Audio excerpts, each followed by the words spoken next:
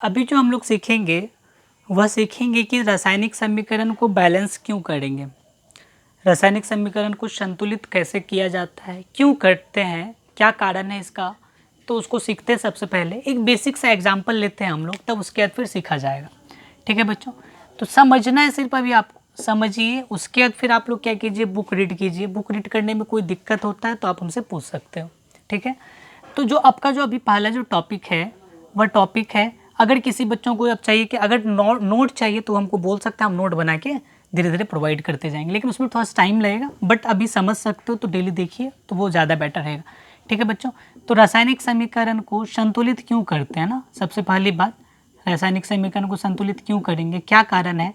तो आप इसको क्या कर सकते हो, एग्जाम में अगर बाई चांस लिखोगे तो वो आप एग्जाम्पल जैसे हम लिख रहे हैं वो भी आप आराम से अटैच कर सकते हो। जैसे कि अगर हम बात करते हैं, मैग्नीशियम है और इधर क्या है बच्चों, ऑक्सीजन है। ये दोनों मिलके क्या बनाया था, मैग्नीशियम ऑक्साइड बनाया था। दोनों को गर्म किए थे और मैग्नीशियम जो था वो सॉलिड था, ऑक्सीजन गैस था, और मैग्नीशियम ऑक्साइड जो है ये लॉ के रूप में बाहर निकला था। ये भी आपका सॉलिड स्टेट में ही मिल जाएगा। ठीक है बच्चों, तो अब मैग्नीशियम है, मैग्नीशियम का अगर द्रव्यमान देखते हैं तो मैग्नीशियम का द्रव्यमान क्या होता है। सबसे पहले द्रव्यमान देख के पता करते हैं मैग्नीशियम का द्रव्यमान कितना होगा। मैग्नीशियम का द्रव्यमान होगा 24 यू। ठीक है बच्चों, शायद आप लोग को याद होगा। और ऑक्सीजन का जो द्रव्यमान होगा, ऑक्सीजन का द्रव्यमान होगा 32 यू, है ना। एक ऑक्सीजन का द्रव्यमान होता है 16, तो दो ऑक्सीजन का द्रव्यमान कितना होगा 32 यू। और इधर कितना द्रव्यमान है, अगर इधर बात करते हैं, इधर 24 you, 24 unified mass plus oxygen का द्रव्यमान कितना होगा यहाँ बच्चों 16 यू। दोनों को अगर ऐड के टोटल अगर ऐड करते हैं तो टोटल MgO का द्रव्यमान आ जाएगा। तो कितना आएगा बच्चों, 6 4 10 3 1 4 40 यू। इधर टोटल कितना है 40 यू, और इधर अगर देख रहे हैं तो कितना आया 56 यू। तो हम लोग 9th में एक कंसेप्ट पढ़े थे कि जिसका नाम था पदार्थ की अनश्वरता का नियम, यानी तो द्रव्यमान संरक्षण का नियम। किसी भी रासायनिक अभिक्रिया में अभिकारक और प्रतिफल का द्रव्यमान हमेशा बराबर रहता है। ये हम लोग पढ़े थे, यानी तो इसी को हम लोग बोले थे कि किसी भी रासायनिक अभिक्रिया में ना तो पदार्थ के द्रव्यमान का निर्माण होता है और ना ही नाश होता है। ठीक, ये पढ़ा गया था। इसको सिंपल लैंग्वेज में अगर बोलें कि किसी भी रासायनिक अभिक्रिया में अभिकारक और प्रतिफल का द्रव्यमान बराबर रहता है। बट यहाँ देखिए 56 यू और ये 40 यू पॉसिबल है कि तो बराबर नहीं है। तो उस कंडीशन में जो वो नियम था द्रव्यमान संरक्षण का नियम, वो तो 100% सही था। तो उसके अनुसार देखा जाए तो ये तो गलत हो गया। तो अब उस नियम को फॉलो करवाने के लिए हम लोग किसी भी रासायनिक समीकरण को क्या करते हैं, संतुलित करते हैं। संतुलित करके इस टाइप से संतुलित करते हैं क्या, कि दोनों का द्रव्यमान क्या हो जाए, आपस में बराबर हो जाए। तो अब बोला जाए अगर कि रासायनिक समीकरण को संतुलित क्यों करते हैं, तो इसका रीजन है क्या कि जब कंकाली समीकरण होता है, स्केलेटल इक्वेशन जो होता है उसको क्या होता है कि जब किसी भी समीकरण को अगर हम संतुलित नहीं करते तो उसको क्या बोलते हैं, स्केलेटल इक्वेशन। यानी तो जो समीकरण संतुलित नहीं होता उसको स्केलेटल इक्वेशन या तो कंकाली समीकरण बोलते हैं, और जो संतुलित हो जाता है उसको क्या बोलते हैं, उसको बोला जाता है संतुलित समीकरण या बैलेंस्ड इक्वेशन बोलते हैं। तो बैलेंस्ड इक्वेशन क्या है कि जिसके रासायनिक अभिक्रिया में अभिकारक का परमाणु और किसका, प्रतिफल का परमाणु की संख्या अगर बराबर रहे तो हम लोग क्या बोलते हैं कि वह समीकरण क्या है, संतुलित है। तो अब देखिए इसमें क्या हुआ कि हम लोग, मेरा टारगेट क्या है कि अगर दोनों के परमाणु को बराबर कर दें तो हो सकता है क्या कि वह बराबर द्रव्यमान वाला हो जाए। तो देखिए Mg इधर कितना है 2 1 है, और इधर ऑक्सीजन कितना है 2 है। अब यहाँ पे आप ऑक्सीजन ऐसे डायरेक्ट नहीं लगा सकते, यहाँ बीच में नहीं लगा सकते, ये टोटल एक कंपाउंड है तो लगाना है जब भी यहाँ पे, तो आपको अधिकार है किसी भी कंपाउंड के आगे में ही लगाया जाता है ऑक्सीजन। अब ऑक्सीजन 2 हो गया, बट मैग्नीशियम कितना है, मैग्नीशियम भी 2 हो गया, टोटल से मल्टीप्लाई हो जाएगा।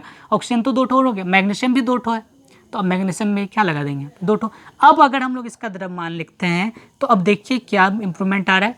तो मैग्नीशियम का 24 दूना 48 यू हो गया ना, एक मैग्नीशियम का तो 24 था, यहाँ पे 2 मैग्नीशियम है तो 48 यू, प्लस ये तो 32 यू था ही, तो कितना है टोटल 80 यू था ना बच्चों।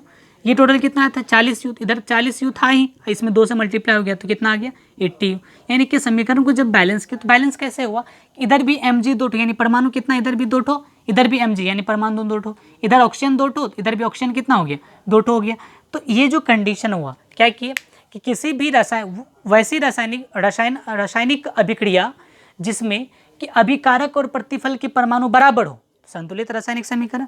वैसे अभिक्रिया जिसमें अभिकारक और प्रतिफल का परमाणु आपस में बराबर नहीं हो, परमाणु की संख्या आपस में बराबर नहीं हो, उसको क्या बोलेंगे, असंतुलित रासायनिक समीकरण। जो हम बोल रहे, अगर जिन बच्चों को समझ में आ रहा है तो वो खुद से नोट बना सकते हो, ये तो हम 100% बोल सकते हैं।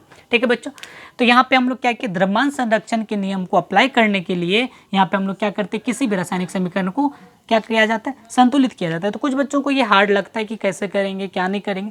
तो एक्चुअल में बच्चों क्या होता है कि आप संतुलित अगर कर रहे हो, ठीक, अगर प्रैक्टिस ज़्यादा है तो आराम से संतुलित हो जाएगा, अगर प्रैक्टिस नहीं है तो फिर संतुलित करने में बहुत ज़्यादा दिक्कत होगा।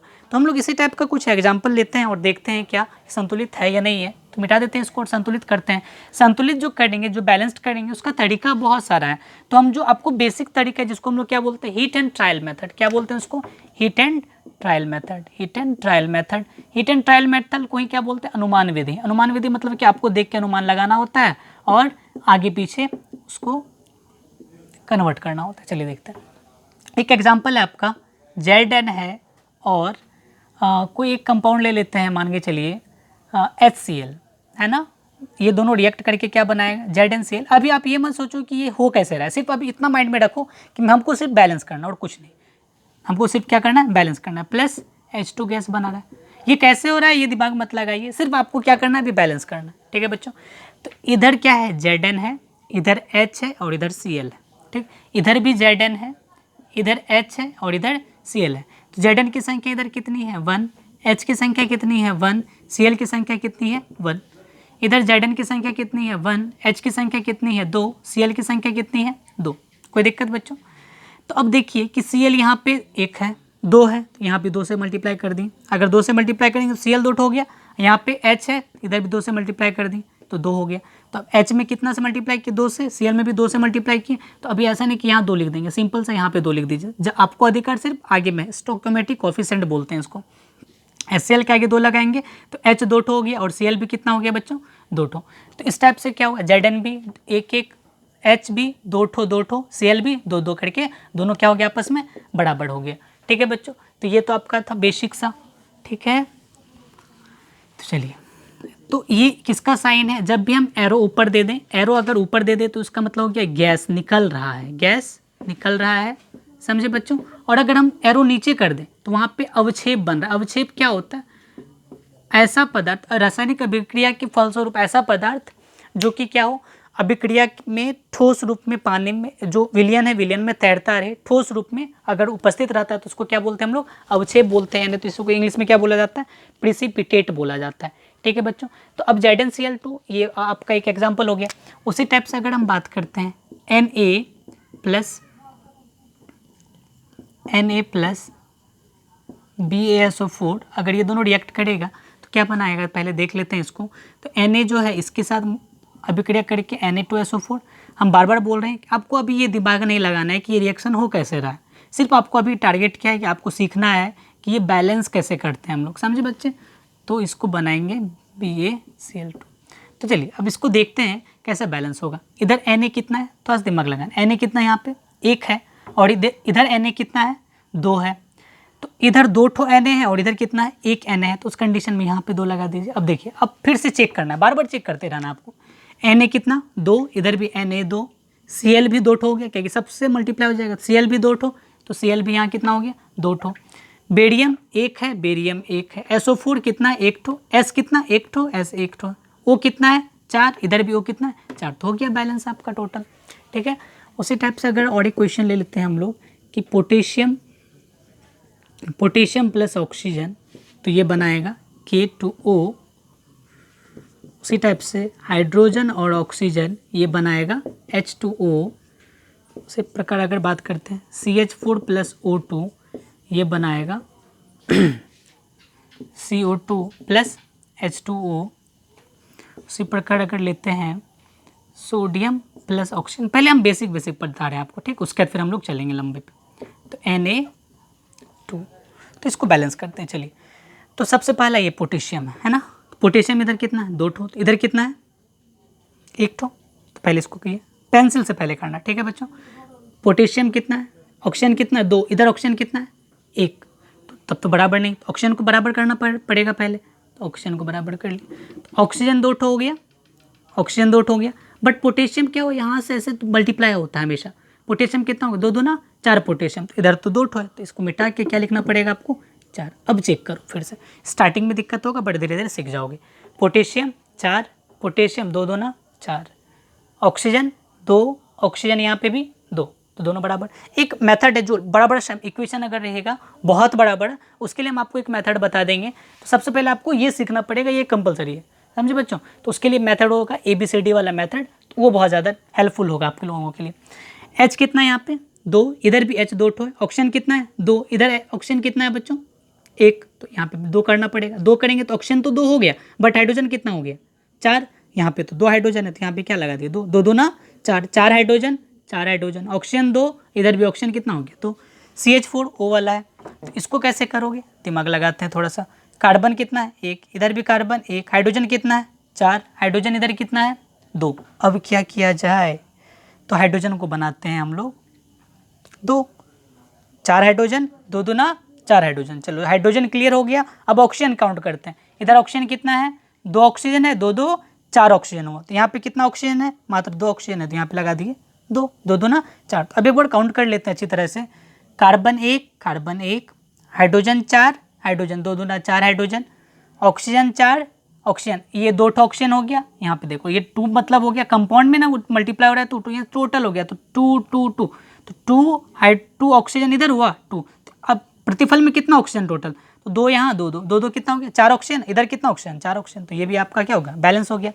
उसी टाइप से सोडियम प्लस ऑक्सीजन का बात करते हैं, तो सोडियम ऑक्साइड, तो सोडियम ऑक्साइड है तो Na2 सोडियम 2 ठो है, तो इधर सोडियम कितना है पहले, हाँ चलो अब आगे ऑक्सीजन कितना है 2, यहाँ पे ऑक्सीजन कितना है 1, तो 2 किए, 2 दूना 4 सोडियम, तो यहाँ पे क्या लगा देंगे 4। तो ये आपका बेसिक सा फॉर्मूला था, समझे बच्चों। तो उसके बाद फिर है बेटा दे से, चलिए और फिर लेते हैं बहुत सारा एग्जाम्पल। तो हम जो है इस टाइप का जितना भी क्वेश्चन सब रहेगा हम आपको इसके इस लेक्चर की PDF में शाम तक रात तक में आपको हम प्रोवाइड करवा देंगे, ठीक है। तो चलिए अब देखते हैं कि Zn प्लस H2SO4, तो ये बनाता है ZnSO4 प्लस H2। पहले चेक कर लीजिए बैलेंस है या नहीं है, ये गैस उड़ गया। Zn एक ठो Zn है, इधर भी एक Zn है, H 2 ठो है, इधर भी H 2 ठो है, सल्फर 1 ठो है, सल्फर 1 ठो है, ऑक्सीजन 4 ठो है, ऑक्सीजन 4 ठो है, तो बैलेंस तो है ही, तो इसको तो करना ही नहीं है, समझे बच्चों। तो Fe प्लस Fe क्या है सॉलिड है, प्लस H2O क्या है गैस है, समझे बच्चों। तो ये रिएक्ट करके बनाता है Fe3O4 प्लस H2 गैस।